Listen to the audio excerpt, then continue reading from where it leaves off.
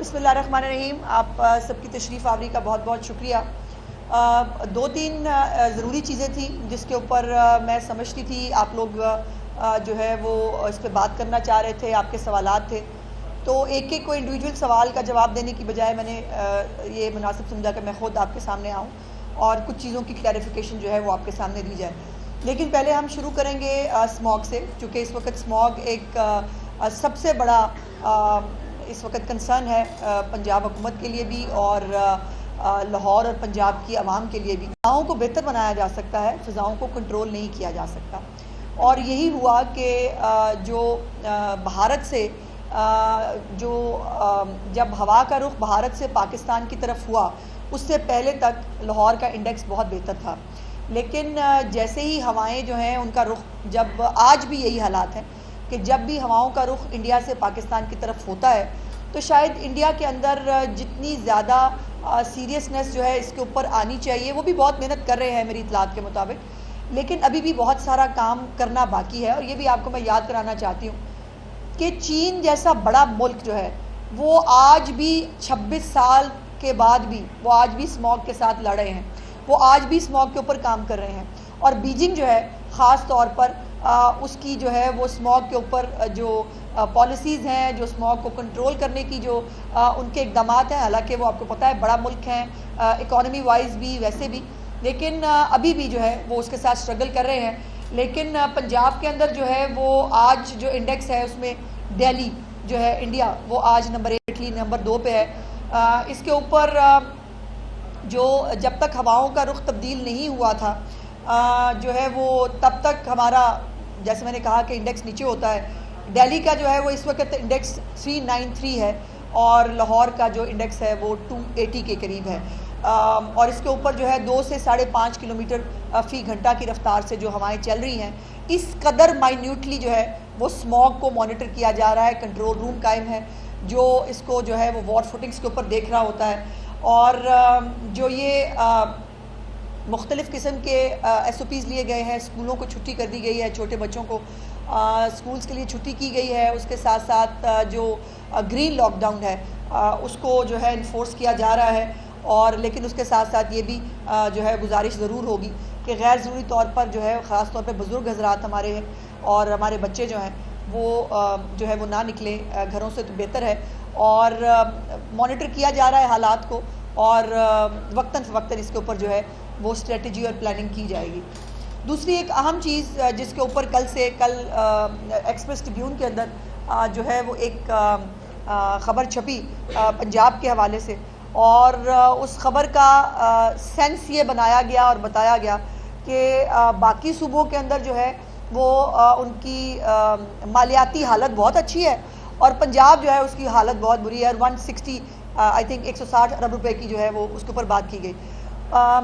लेकिन यह है कि जब तक ऐसी बात, मतलब उसके अंदर थोड़ा सा सनसनी ना आए, थोड़ा सा जो पूरी खबर अगर ना बताई जाए तो तभी मज़ा रहता है। शायद खबर के अंदर पूरी बात बता दें तो फिर मज़ा ख़त्म हो जाता है खबर का। अनफॉर्चुनेटली हमारे मुल्क में ये होता है। तो कुछ डिटेल्स हैं इस हवाले से जो मैं आपके चीफ मिनिस्टर साहिबा ने कहा कि वो मुझे आपके साथ शेयर करनी चाहिए।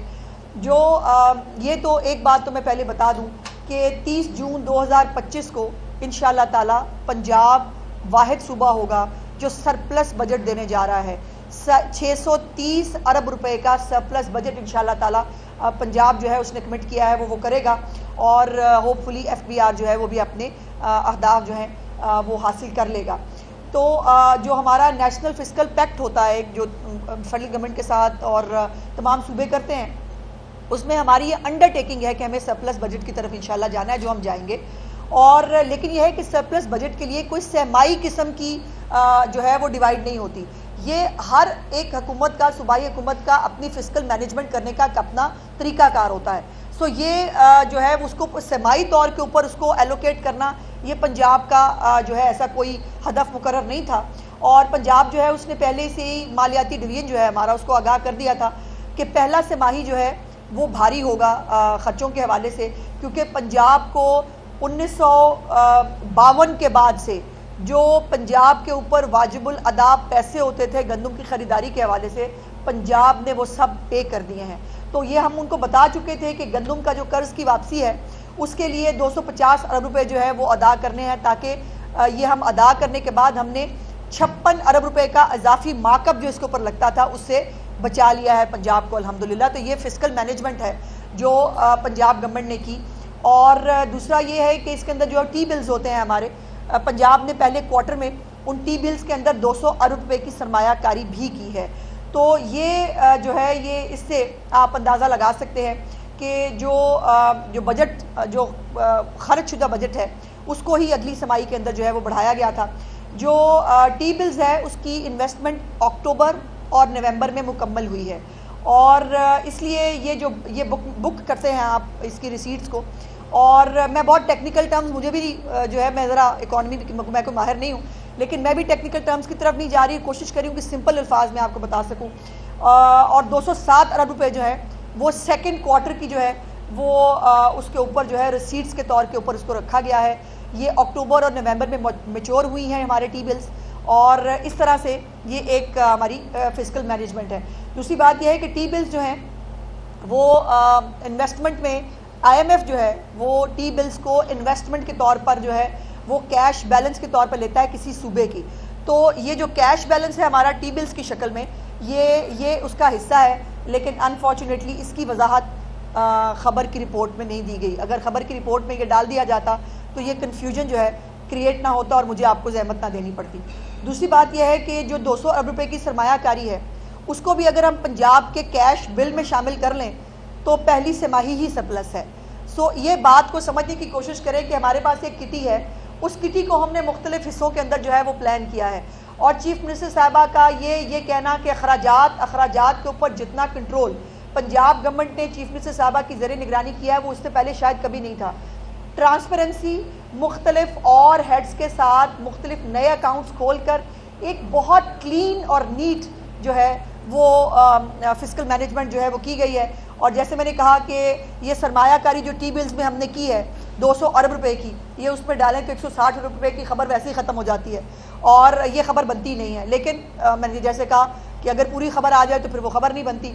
और उसको ज़ाहिर है एक ऐसी फसाद पार्टी जो खुद 1000 अरब रुपए से ज़्यादा के मकरूज़ हैं वो जो है वो इस बात को जो है वो उछाल रहे हैं, जिनको जो वो अपने कर्जे देने के काबिल नहीं है, जो अपने स्कूल कॉलेजेस चलाने के जो है वो काबिल नहीं है, वो इस बातों को जो है इस खबर को उछाल रहे हैं। तो मैं सिर्फ इतनी गुजारिश करना चाहती हूँ इस हवाले से कि इंशाअल्लाह ताला पंजाब चीफ मिनिस्टर पंजाब मरीम नवाज शरीफ साहिबा की सरबराही में 630 अरब रुपए का इंशाअल्लाह सरप्लस बजट जो है वो 30 जून 2025 तक जो है वो दे के जाएगी।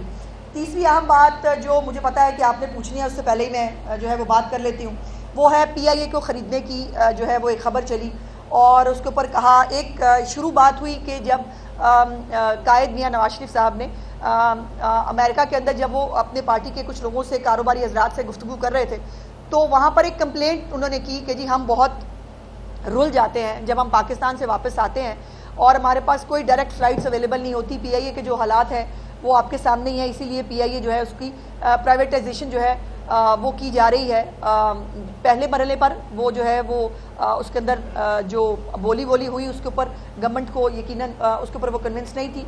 तो ये PIA का एक प्रॉब्लम तो है ये डायरेक्ट फ़्लाइट्स का, वो टेकअप हुआ तो उसके ऊपर जो है वो कायद ने कहा, उन्होंने कहा कि ये बात अंडर डिस्कशन आई थी कि अगर PIA बिकने जा रही है तो क्या हम वो ख़रीद सकते हैं, लेकिन उन्होंने ये कहीं नहीं कहा कि हम ये ख़रीदने जा रहे हैं। और मैं भी पंजाब गवर्नमेंट की तरफ से ये बात कैटेगोरिकली आपको इसके सामने गुजारिश करना चाहती हूँ कि पंजाब हुकूमत का कोई इरादा जो है वो PIA को ख़रीदने का नहीं है। लेकिन उसके साथ साथ अगर सूबों की फिस्कल इतनी उनके पास कैपेसिटी हो, और दूसरा ये है कि यकीनन हुकूमतों का काम कारोबार नहीं करना होता, लेकिन कारोबार के हालात को साजगार बनाना हुकूमत का काम होता है।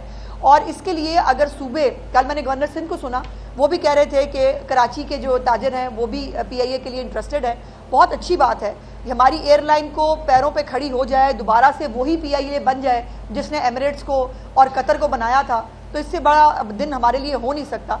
तो कोई भी सूबाई हुकूमत अपने तौर के ऊपर अपनी एयरलाइन को लॉन्च कर सकती है, लेकिन फ़िलहाल ऐसी कोई जो है वो तजवीज़ अभी जो है वो ऐसी मौजूद नहीं है। और कायद नवाज शरीफ साहब ने भी यही कहा कि अगर इस पे इम्प्लीमेंट हो जाए, जो एयर पंजाब की उन्होंने बात की कि अगर इस पे इम्प्लीमेंट हो जाए तो बहुत इससे हालात बेहतर हो सकते हैं। तो यही हम कह रहे हैं कि अगर एक अच्छी एयरलाइन, वो कोई भी एयरलाइन हो, पीआईए अगर दोबारा जो है वो प्राइवेटाइज होकर वो अपने पैरों पे खड़ी हो जाए, नथिंग लाइक इट। अगर कोई और सूबा जो है वो कारोबारी अफराद और वो सूबे के लोग जो है वो मिलकर अगर जो है वो एक एयरलाइन जो है वो बनाने के काबिल हों, नथिंग लाइक इट, तो उसमें भी कोई प्रॉब्लम नहीं है। लेकिन ये बात कि जो है वो पीआईए पंजाब गवर्नमेंट खरीदने जा रही है, कतई तौर पर नहीं है। दूसरी एक लतीफ़ा मैंने सुना, एक मैंने ख़त पढ़ा, वो केपीके से आया था कि जी वो पीआईए ख़रीदना चाहते हैं। तो थोड़ी देर तो मैं सोच में पड़ गई कि ये किन जहाज़ों की बात करें। इनको शायद पता नहीं कि पीआईए में उड़ने वाले जहाज़ होते हैं और पीआईए जो है वो पाकिस्तान इंटरनेशनल एयरलाइन है। तो ये पता नहीं कौन सी पीआईए समझ रहे हैं। तो जिनके पास, जैसे मैंने कहा, 1000 अरब रुपये से ज़्यादा के मकरूज़ जो सूबा है, जिनको जो है वो यूनिवर्सिटियाँ बेचनी पड़ती हैं, जिनको ज़मीनें बेचनी पड़ती हैं, जिनको और जो है वो या तो ये ज़मीनें बेची जा रही हो किसी इन्वेस्टमेंट के लिए, किसी प्रोजेक्ट के लिए, तो और बात है।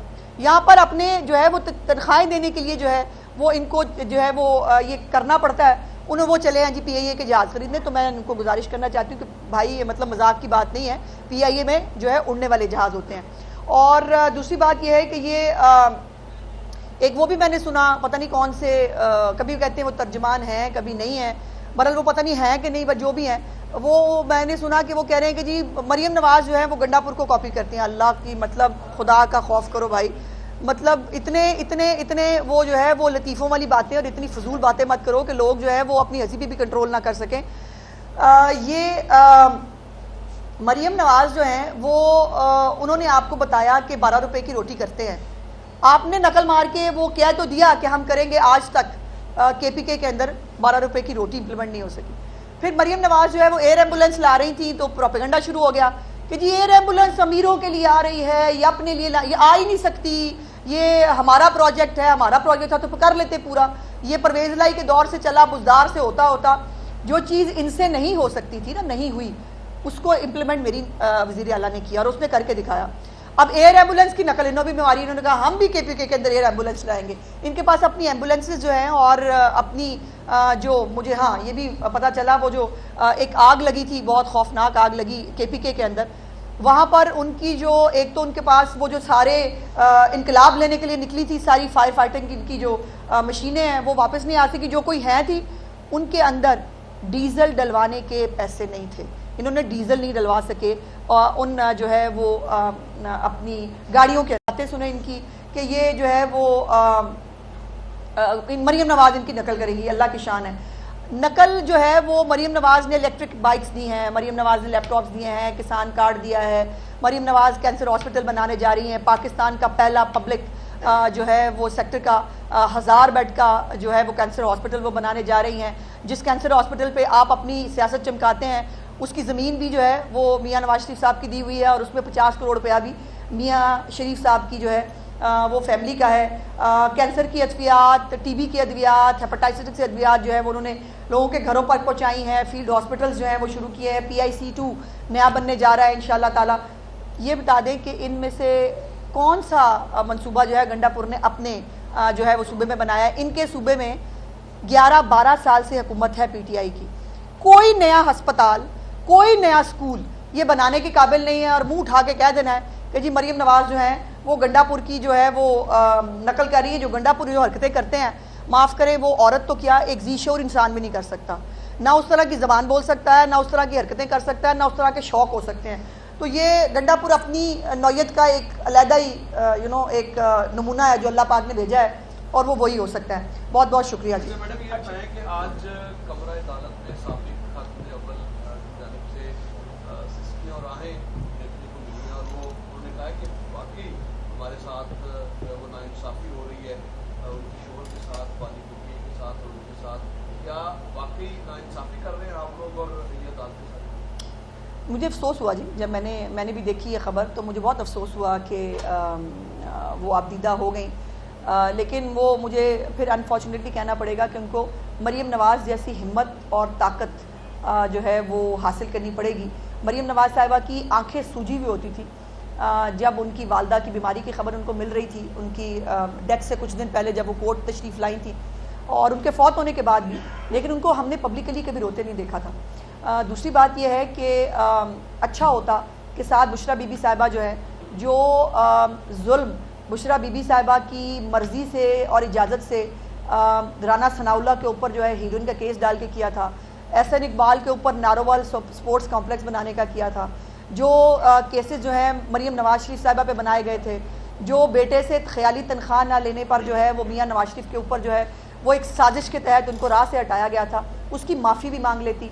चले माफ़ी हमसे क्या मांगनी, अल्लाह पाक से मांग ले, और जो है वो अपने गुनाहों की जो है माफ़ी अल्लाह पाक से तलब करे, अल्लाह उनके जो है वो तकलीफ़ों को आसान करे। मैं तो दुआई कर सकती हूँ, लेकिन सवालात के जवाबात तो उनको देने पड़ेंगे। जो तोशा खाना का सेट, जिसकी एक ऑडियो भी आपको याद है कि घर में जो चीज़ें आ रही होती हैं उसकी कोई चेकिंग नहीं करते, जो घर से बाहर जाती हैं सिर्फ उनकी चेकिंग करते हैं। तो वो जो घर में आ रही थी, मिलिट्री सेक्रेटरी साहब जो भेज रहे थे बड़े बड़े हीरो के सेट, जिनकी वो उनके वो मुताबिक उनका रिकॉर्ड नहीं होना चाहिए था, वो रिकॉर्ड ज़ाहिर है वो हमसे भी पूछा गया था, हमसे भी पूछा जाएगा, आपसे भी पूछा जा रहा है। तो जो है वो ये रसीदें बकौल इमरान खान साहब के, जिनका आज उन्होंने वो किया है, बकौल इमरान खान साहब की ये रसीदें तो उनको देनी पड़ेंगी। और दूसरी बात यह है कि आज जो है वो रोस्ट्रम पे उनका आज खुद से आना और आकर ये इमोशनल स्पीच करना अच्छी स्ट्रेटजी है। अच्छा मैडम ये बताइएगा कि स्मोक के हवाले से जो पंजाब गवर्नमेंट ने कहा था और मरीन सेक्रेटरी ने कहा था कि कमेटी तरतीब देंगे और वफद जो जाएगा तो उस पर पंजाब गवर्नमेंट क्या, कहाँ वफद जाएगा? यानी कि इंडिया नहीं, वफद जाने के बाद वफद नहीं, ऐसा नहीं है। उन्होंने कहा था कि वो लेटर लिखेंगी, और लेटर लिखेंगी भारतीय वज़ीर आला पंजाब जो वहाँ के हैं उनको लिए, ताकि वो स्मॉग के ऊपर जाए। जैसे मैंने कहा कि हमारा इंडेक्स बिल्कुल कंट्रोल में होता है, जैसे ही हवा का रुख जो है वो इस तरफ आता है तो हमारा इंडेक्स डिस्टर्ब होता है। तो उन्होंने लेटर लिखने के बारे में जो है वो की थी। लेटर आज इंशाल्लाह होपफुली लिख दिया जाएगा। लेकिन हमारा जो वफाकी इदारा माहौलियात है वो क्या कर रहा है, क्या उनके पाकिस्तान ने यूएनओ के जरिए से इंडिया से कोई रब्ता किया है? क्योंकि यूएनओ की भी एक माहौलियाती कमेटी मौजूद है ऑलरेडी, जो कि ये सारे मामला देखती है। और दूसरा, कल एक सजा याफ्ता है 9 मई में, वो उनके केसेस भी जेल समाअत है के, तो उनको जेल रिफॉर्म में डाल दिया गया है। तो क्या वो तुमने मुझे ज़रूर फंसाना होता है हमेशा। पहली तो बात यह है कि यूएनओ के पास जाएंगे भाई, मतलब वो जैसे इमरान खान को छींक आ गई यूएनओ में चले जाएं, तो वो ऐसा नहीं होता। हम एक सॉवरन कंट्री हैं और हमें अपनी स्ट्रेटजीज़ के बारे में इल्म है। जैसे मैंने कहा कि फ़ॉरेन ऑफिस के साथ हमारा जो पंजाब का ख़त है उसको फ़ॉरेन ऑफिस के ज़रिए टेकअप किया जाएगा। जहाँ तक दूसरे सवाल की बात है, तुम ही बतलाओ कि हम बतलाएं क्या। बेहतर होता कि कोई ऐसा शख्स जो जेल में बेगुनाह कैद है, जिसको किसी वडेरे ने डलवाया हो, उसको बुला के जेल रिफॉर्म्स पे उसकी राय ले ली जाती। कोई ऐसा शख्स जो सिर्फ अपनी जो सज़ा इसलिए काट रहा है कि उसके पास जो पैसा देने के लिए होते हैं, जो आपके ऊपर कंपनसेशन होती है, वो कंपनसेशन अदा ना करने की वजह से वो जेल में है, उससे राय ले ली जाती। या कोई ऐसा शख्स जो जिसको जो है वो किसी बासर जो शख्स ने जो है वो किसी ऐसे केस के अंदर, जैसे राना सनाउल्लाह के ऊपर जो है वो राना सनाउल्लाह से पूछ लेते, वो बड़ा अच्छा बताते कि मौत की चक्की में कैसे रह के आए हैं। वो उनको बताते कि जिस केस की सजाए मौत थी, उसके ऊपर जब उनको दवाइयाँ नहीं दी जा रही थी, जब उनकी बेगम सारा दिन बाहर गेट पे खड़े होकर तरले और वास्ते डालती थी, तो क्या होता था। ऐसी जो है वो किसी शख्स को अगर बुलाकर अगर वाकई रिफॉर्म्स करनी थी तो जाहिर है वो उनसे भी अच्छा है कि उनसे भी राय ले ली जाए। लेकिन लाल पासपोर्ट्स और वो जो है वो शायद वो हमारे मुल्क में ज़्यादा मुअज़्ज़ज़ और मोतबर लोग होते हैं। और दूसरी बात यह है कि मेरी गुजारिश साथ साथ ये भी होगी कि खैबर पख्तूनख्वा जो है वहाँ पर भी जेल रिफॉर्म्स की बड़ी ज़रूरत है। वहाँ पर पूरी जेलें तोड़ दी जाती हैं, वहाँ पर जो है वो जेलें तोड़कर लोगों को जो है वो छुड़वा लिया जाता है। वहाँ पर लॉ एंड ऑर्डर की कोई सूरत हाल और हालत ही नहीं है।